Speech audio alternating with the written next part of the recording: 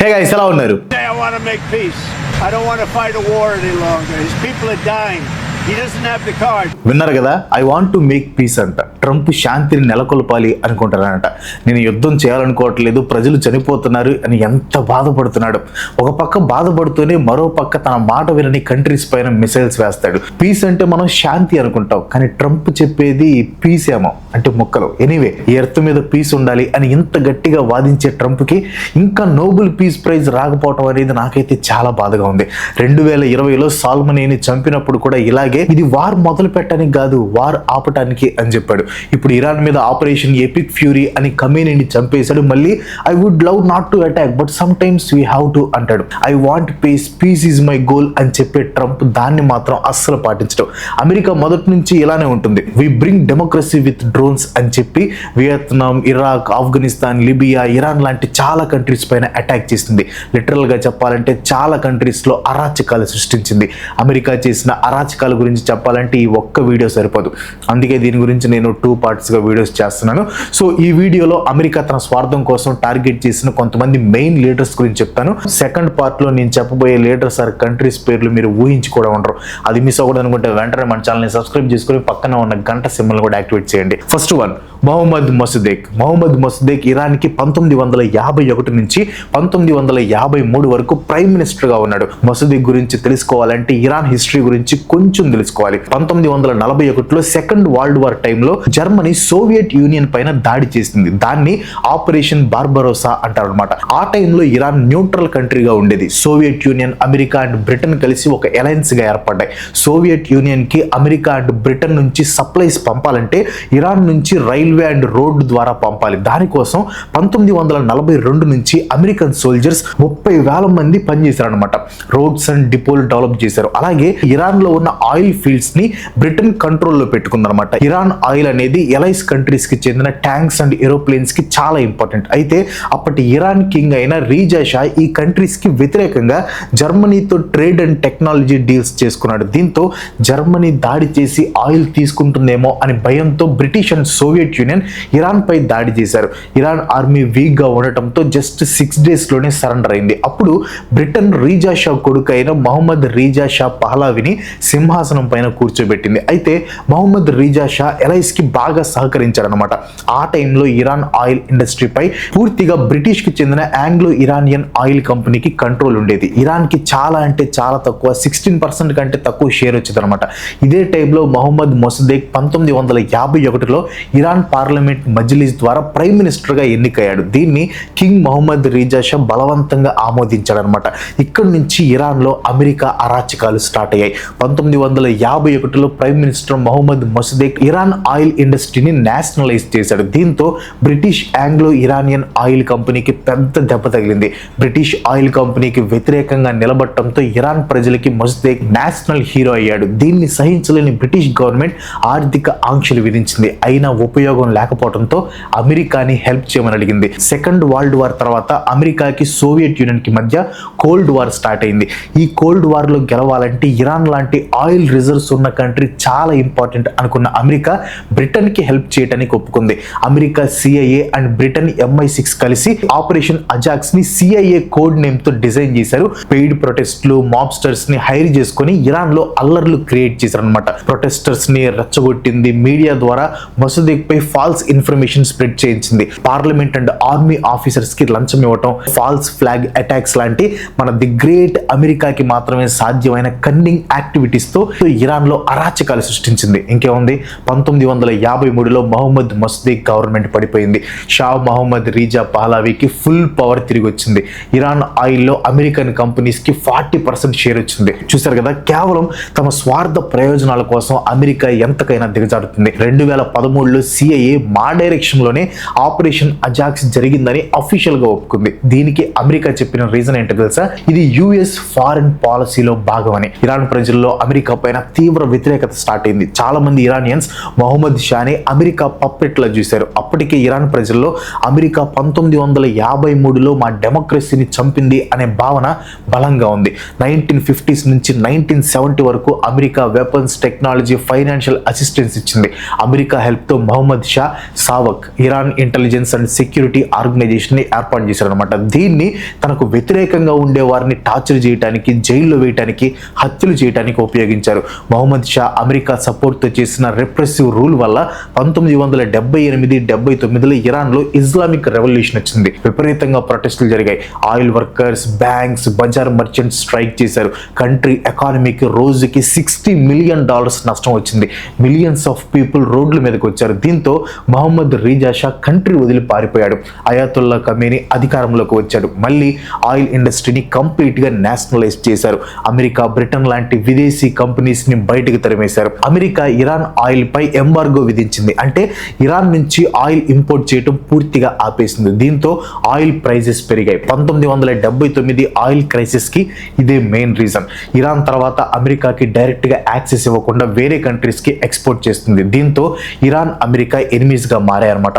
పైకి మన Trump nuclear weapons అంటూ కథలు చెప్పిన అసలు రీజన్ మాత్రం ఆయిల్. అమెరికాకి తమ చెప్పు చేతల్లో ఉండే గవర్నమెంట్ అక్కడ ఉండాలి. ఇక్కడ మీలో కొంతమంది ఏంటి బ్రో నువ్వు అమెరికాకి, ఇజ్రాయెల్ కి యాంటీగా చెప్తున్నావు, ఇండియాలో ఉండి ఇజ్రాయెల్ కి సపోర్ట్ చేయకుండా ఇరాన్ కి సపోర్ట్ చేస్తావా, ఖమేనీ చేసిన అరాచకాల గురించి ఎందుకు చెప్పావు, ఇస్లామిక్ రెవల్యూషన్ తెచ్చి మహిళలకి ఫ్రీడమ్ లేకుండా చేశాడు, అక్కడ చాలా మంది ప్రొటెస్టులు కూడా చేశారు, ఇరాన్ గురించి నెగిటివ్ ఎందుకు చెప్పట్లేదు అంటూ కామెంట్స్ పెడతారు. ఇక్కడ నేను ఖమేనీ మంచివాడా చెడ్డవాడా అని చెప్పట్లేదు, ఇరాన్ అమాయక దేశం అని కూడా చెప్పట్లేదు. నేను అమెరికా ఒక కంట్రీని టార్గెట్ చేసి తమ ఓన్ బెనిఫిట్స్ కోసం ఎలా వాడుకుంటుందో మాత్రమే ఇక్కడ చెప్తున్నా. అలా అయితే మా కిమ్మావ్ రూలింగ్ నాకు ఇష్టం, కానీ అక్కడ ఉండే ప్రజలు ఇంకా చాలా మంది కిమ్మావ్ అక్కడ ప్రజల్ని చిత్రహింసలకు గురి చేస్తాడని గగ్గోలు పెడతారు. మరి అమెరికా నార్త్ కొరియా మీదకి వెళ్తుందో చెప్పండి? వెళ్ళదు. ఎందుకంటే అక్కడ అమెరికాకి ఉపయోగపడే సోర్సెస్ ఏమీ లేవు. అందులో కిమ్మావ్కి కొంచెం తెక్కుంది, దానికి న్యూక్లియర్ వెపన్స్ తోడున్నాయి. అమెరికా ఏదైనా కంట్రీ మీద అటాక్ చేయాలనుకుంటే ముందుగా వాళ్ళ మిస్టేక్స్ని ముందు పెట్టి వాటి వల్ల ప్రజలకి చాలా నష్టం, అందుకే దాడి చేస్తామని చెప్తుంది. బట్ దాని వెనక చాలా కారణాలు ఉంటాయి. నెక్స్ట్ వచ్చేసి సద్దాం హుస్సేన్. సేమ్ ఇరాన్ లాగే అమెరికాకి సోవియట్ యూనియన్కి మధ్య కోల్డ్ వార్ జరుగుతున్న టైంలో సోవియట్ యూనియన్ కమ్యూనిస్ట్ భావజాలాలు వేరే కంట్రీకి పాకకూడదు అనే ఆలోచనతో ఇరాక్కి అమెరికా బాగా దగ్గరైంది.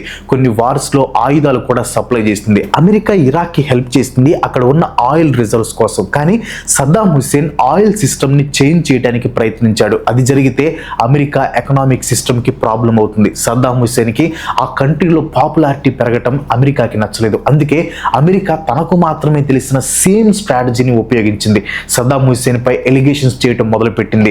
9/11 అటాక్స్ చేసిన టెర్రరిస్టులకి సద్దాం హుస్సేన్ సపోర్ట్ చేస్తున్నాడని అమెరికా ప్రచారం చేస్తుంది. అమెరికా, బ్రిటన్ కలిసి ఇరాక్ లో కెమికల్ వెపన్స్ ఉన్నాయని, వెపన్స్ ఆఫ్ మాస్ డిస్ట్రక్షన్ ఉన్నాయని ప్రచారం చేసింది. కానీ నిజానికి WMDలు ఏమీ లేవు. క్లియర్ గా చెప్పాలంటే అమెరికా సద్దాం హుస్సేన్ ని ఒక టెర్రరిస్ట్ లాగా ప్రొజెక్ట్ చేస్తుంది. 2003లో ఇరాక్ మీద అటాక్ స్టార్ట్ చేసింది. సద్దాం హుస్సేన్ హైడింగ్ లోకి వెళ్ళిపోయాడు. ఫైనల్ గా 2003 డిసెంబర్ 13న భూగర్భంలోని ఒక స్పైడర్ హోల్ లో దాక్కుని ఉన్న సద్దాం ని గుర్తించి అరెస్ట్ చేస్తుంది. అమెరికా తెలివి చూడండి. సద్దాం ని తన ఓన్ కంట్రీలోనే హ్యాంగ్ చేయడానికి వీలుగా తీర్పు వచ్చేలాగా చేసింది. చివరికి 3 సంవత్సరాల తర్వాత 2006 డిసెంబర్ 30న సద్దాం హుస్సేన్ ని హ్యాంగ్ చేశారు. ఆల్రెడీ ఇరాక్ లో అమెరికా అరాచకాల గురించి ఫుల్ వీడియో చేశాను, మిస్ అయితే ఖచ్చితంగా చూడండి. నెక్స్ట్ వచ్చేసి గడాఫీ. లిబియాలో ముమ్మర్ గడాఫీ ఒక డైనమిక్ రూలర్ అని చెప్పాలి. లిబియా అరబ్ రిపబ్లిక్ ని స్థాపించాడు. వరల్డ్ ఎకానమీలో లిబియాకి కూడా ఒక ప్రముఖ స్థానం ఉందంటే అది కేవలం గడాఫీ వల్లే. తన పాలనలో లిబియాలో ఉన్న ఆయిల్ అండ్ ఇతర పరిశ్రమలని నేషనలైజ్ చేసి లిబియా ఎకానమీని ప్రపంచ దేశాలు ఆశ్చర్యపడేలా చేశాడు. లిబియా ప్రజలు గడాఫీని ఒక హీరోయిక్ వర్షిప్ తో చూసేవాడు అనమాట. గడాఫీ తన టైంలో లిబియాలో ఎన్నో వెల్ఫేర్ పాలసీస్ ని తీసుకొని వచ్చాడు. లిబియాలో కరెంటు బిల్లులు ఉండేవి కాదు, అందరికీ కరెంటు ఫ్రీగా ఇచ్చేవాళ్ళు. లోన్స్ మీద ఇంట్రెస్ట్ ఉండేది కాదు, ప్రతి ఒక్కరికి సొంత ఇల్లు ఉండేది. కొత్తగా మ్యారేజ్ చేసుకున్న వాళ్ళకి గవర్నమెంట్ నుంచి 60,000 దినార్స్ ఇచ్చేవాళ్ళు. లిబియాలో education and medical treatment free. Gaddafi ruling లో ఎడ్యుకేషన్ 25% నుంచి 83%కి పెరిగింది. జీడిపి కూడా 600 టైమ్స్ పెరిగింది. ఇలా చెప్పుకుంటూ చెప్పుకుంటూ పోతే చాలా ఉన్నాయి. అయితే తనను వ్యతిరేకించిన వారిని మాత్రం పూర్తిగా అణిచివేసేవాడు. తనకి అడ్డు వచ్చిన ఎంతో మందిని ఉరి శిక్షల పేరుతో అడ్డు తొలగించాడనే ఆరోపణలు కూడా ఉన్నాయి. అరబ్ కంట్రీస్ అన్ని ఒక్కటిగా కలిసి ఉండాలని గడాఫీ కోరుకునేవాడు. నల్ల జాతి వజ్రం నెల్సన్ మండేలా పోరాటాన్ని ఆర్థికంగా సైనికంగా ఆదుకున్నాడు. ఉద్యమానికి సంపూర్ణ మద్దతు ఇచ్చాడు. మండేలా జైలు నుంచి రిలీజ్ అయిన తర్వాత లిబియా వెళ్లి గడాఫీని కలుసుకున్నాడు. ఇద్దరి మధ్య మంచి ఫ్రెండ్షిప్ ఉంది. అయితే గడాఫీ చేసిన తప్పొకటే, లిబియాలో కిరాయి తిరుగుబాటుకి ముందు గడాఫీ ఒక డిసిషన్ తీసుకున్నాడు. అది ఇండియా, చైనా, రష్యాలకు మాత్రమే ఆయిల్ అమ్మాలి అని డిసైడ్ అయ్యాడు. అంతేకాదు ఆయిల్ ని ప్రొడ్యూస్ చేసే అరబ్ కంట్రీస్ అన్నిటికీ ఒక్కటే కరెన్సీ ఉండాలి అని ప్రతిపాదించాడు. అది కూడా గోల్డ్ తో చేసిందే కావాలి అన్నాడు. దాని ప్రకారం ఆయిల్ కొనాలంటే డాలర్ తో పని లేదు, గోల్డ్ ఉండాలి. ఈ డెసిషన్ తో అమెరికా వణికిపోయింది. లిటరల్ గా చెప్పాలంటే ఉచ్చబోసుకుంది. ఇది కానీ జరిగితే తమ డాలర్ ఎందుకు పనికి రాకుండా పోతుందని అమెరికాకి అర్థమైంది.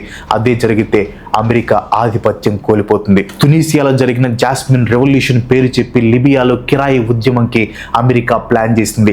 రెబల్ గ్రూప్స్ ని రంగంలోకి దించింది. వాళ్ళతో గడాఫీ యాంటీ గ్రూప్ చేయి కలిపింది. అమెరికా, యూరోప్ యూనియన్ వెపన్స్ విషయంలో హెల్ప్ చేశాయి. లిబియాలో తిరుగుబాటు మొదలైంది. గడాఫీ ఆర్మీ ప్రజల్ని చంపుతుందని అమెరికా అనుకూల మీడియాతో ప్రచారం చేయించింది. తాను డైరెక్ట్ గా వార్లోకి దిక్కుండా నాటోని లిబియాకి పంపింది. ప్రపంచం ముందు మాత్రం లిబియా ప్రజల ఫ్రీడమ్ కోసం ఎంత దూరమైన వెళ్తాం అని డ్రామా చేసింది.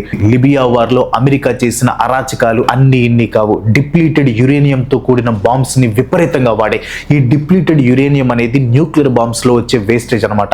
ఇరాక్ లో కెమికల్ వెపన్స్ ఉన్నాయని దాడి చేసిన అమెరికా లిబియాలో అవే బాంబ్స్ ని ఉపయోగించింది. మారణ హోమం సృష్టించింది. నాటో ఏరోప్లేన్ దాడిలో ఒక వెహికల్ కాన్వాయ్లో వెళ్తున్న గడాఫీ గాయపడ్డాడు. గడాఫీని చుట్టుముట్టిన గ్రూప్స్ విపరీతంగా హింసించి చంపేశాయి. చనిపోయే ముందు గడాఫీ చెప్పిన మాటలేంటి తెలుసా? నేను మీకేం చేశాను? నేను ముందు చెప్పిన విషయాలని మీకు అర్థమైతే ఈ ఒక్క మాటలో చాలా డీప్ మీనింగ్ మీకు అర్థమవుతుంది. అమెరికా ఇదంతా చేయడానికి కారణం లిబియాలో ఉన్న ఆయిల్ అండ్ తన డాలర్ వాల్యూని కాపాడుకోవడం కోసం. బై ది వే, లిబియాలో అమెరికా అరాచకాల గురించి కూడా నేను ఫుల్ వీడియో చేశాను, లింక్ డిస్క్రిప్షన్లో ఉంటుంది, ఖచ్చితంగా చూడండి. నెక్స్ట్ వచ్చేసి చేగువేరా. యూత్లో చెరగని క్రేజ్ పొందిన చేగువేరా వెనక హిస్టరీలో నిలిచిపోయిన ఒక మహా పోరాటం దాగి ఉంది. ఇంపీరియలిజం అండ్ పెట్టుబడిదారుల దోపిడీ నుంచి విముక్తి కల్పించాలనే దృఢ సంకల్పంతో గెరిల్లా ఫైట్ ని తన వెపన్ గా చేసుకున్న చెగువేరా గురించి చెప్పాల్సిన పని లేదు. లాటిన్ కంట్రీస్ లో ఉన్న అపార ఖనిజ సంపదను వాడుకోవటం కోసం అమెరికా లాంటి రిచ్ కంట్రీస్ అక్కడ లీడర్స్ ని తమ చెప్పు చేతల్లో పెట్టుకుని అక్కడ ప్రజల్ని హింసించేవి. ఆ టైంలో లాటిన్ అమెరికా కంట్రీస్ ఎక్కువగా మిలిటరీ డిక్టేటర్స్ రూలింగ్ లో ఉండేవి. ఆ డిక్టేటర్స్ ని అమెరికా తన గుప్పెట్లో పెట్టుకుందని, తమకి అడ్డు వచ్చిన వారిని తప్పించి తమ చేతుల్లో కీలు బొమ్మలుగా ఉండే వారిని పవర్ లో ఉంచుతుందని చేగువేరా గమనించాడు.